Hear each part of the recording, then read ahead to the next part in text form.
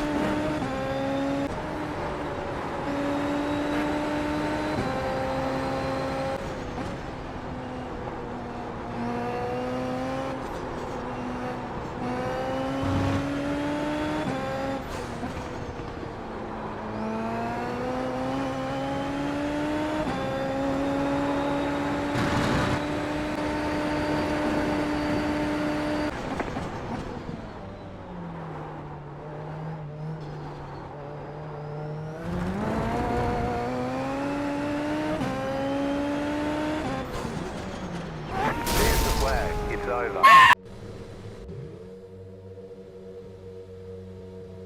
The estimated SOF is 2,748.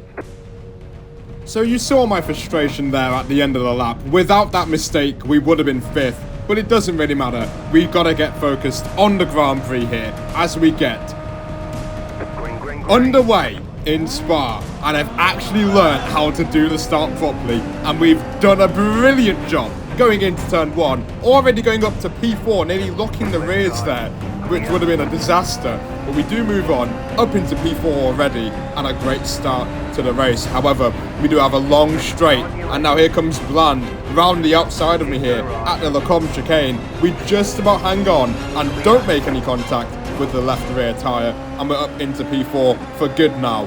However, we do have 2 problems already that we need to consider. One, it is an open setup race, and I'm using a fixed setup because I do not know anything about setup on this game, and I'm not willing to pay. Secondly, we have very bad frame rate in this early stage. All the cars being bunched up together is really making me struggle. So I should really let Bland, he's run round. I was gonna let him through at the chicane, but it seems like that is not a problem for me anymore. We can just chill in P4 and hope to God that my laptop will decide to work properly. We now skip over to lap number 3, and Liam Kerr is absolutely rapid here. He's gained about 2 seconds in 2 laps, so you can really see that I'm struggling in this opening stage with all the fuel in the car.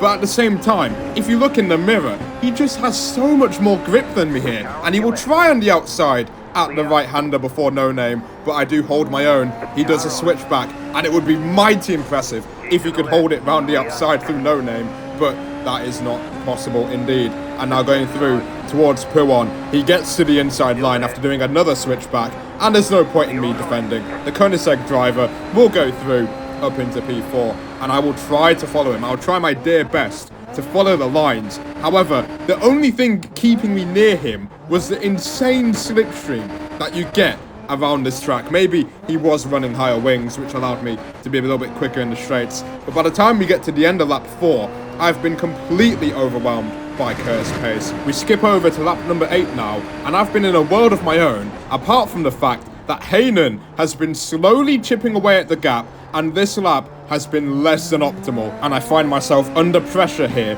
to try and keep my P5. We begin lap 9, however, look at the gap between me and Xavier Heinen. It is literally less than 3/10, so I think now it is time to say goodbye to being in the top 5. because with a long run through Eau Rouge and then the Kemmel Straight, it is pretty elementary what is about to happen. I go through Eau Rouge, I don't even use my overtake because I know that this is an inevitable move. Hayden will move up to 5th, using his own overtake crucially, which may or may not be important later on. And look at how much time I'm gaining with the toe. That is some insane slipstream. We do move on, and now by lap 10, I'm in a world of my own here, just following Hayden and actually following his line so I can learn the track better.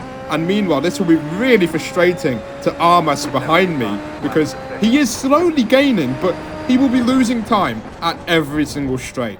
We skip over to lap 12 and Hayden makes an error, which means maybe I should start considering going for an overtake, but I do hesitate, and that put me in a lot of danger the lap later to losing out to Armas. So I now know that this move must happen if I want to stay in P5. If I am the third car in the train, the dirty air may be too much for me to handle. As we go into turn 1, Hayden makes a massive error, locking the rears completely, as if he's playing F1 23, and I'm just saying at this point, thank you very much, but it will not be easy, because I've gone alongside him towards Eau Rouge, wheel to wheel,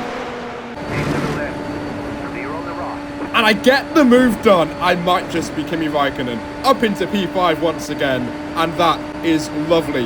Now Armas thinks he can have a chance to try and get ahead, but I like Hayden. He's been very respectful so far, so I give him the toe to help him stay ahead, and they may have made contact, but I don't think Armas will have any damage, so that should be okay. Oh, he is not okay.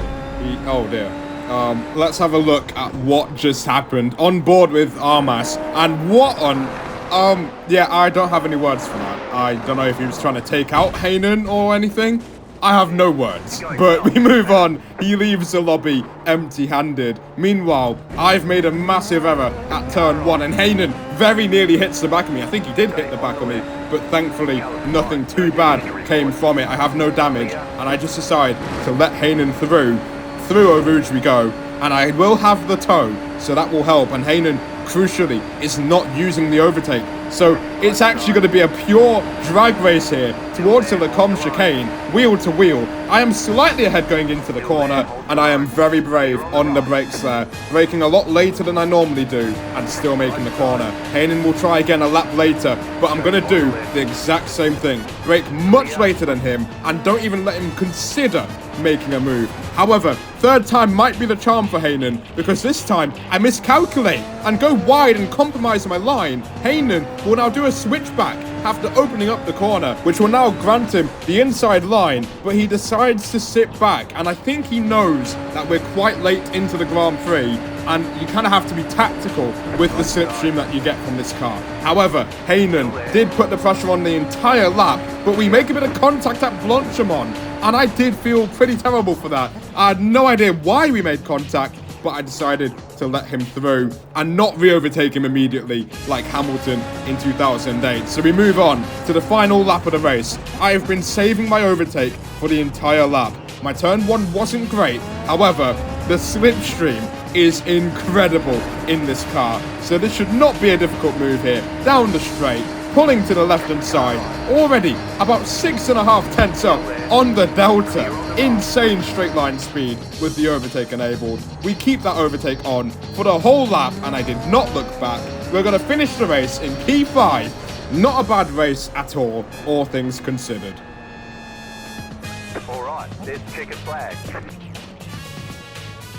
Nice run, solid work. So yeah, usually you have a very chaotic race in Belgium. However, we managed to keep it clean and have a very fun battle at the end of the race. That is pretty much what it's all about. And that will conclude today's video. I'm just now gonna absolutely show off this overtake at Eau Rouge, which probably isn't even that good. However, I'm just mega proud of it and actually just happy that I got through without making any contact or binning it into the wall. That is the end of today's video. Be sure to like and subscribe for more content, and I will see you all in the next video. Goodbye.